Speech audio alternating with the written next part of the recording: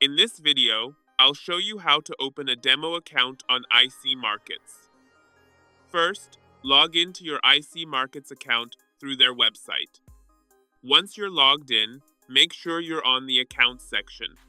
If you don't see it right away, click on the menu option and select Accounts, which is the first option.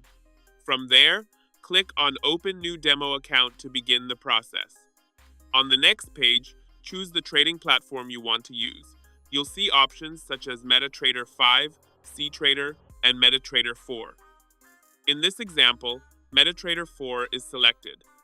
After choosing the platform, scroll down and select your preferred account currency, such as USD. Next, choose the leverage for your demo account, for example, 1 to 500. After that, go to the initial deposit section and select the virtual balance you want for your demo account, such as $5,000. Once all the details are set, click Proceed, and your demo account will be created. You'll then see your MT4 login ID, server, and password. You can view your password by clicking on the eye icon next to the password field.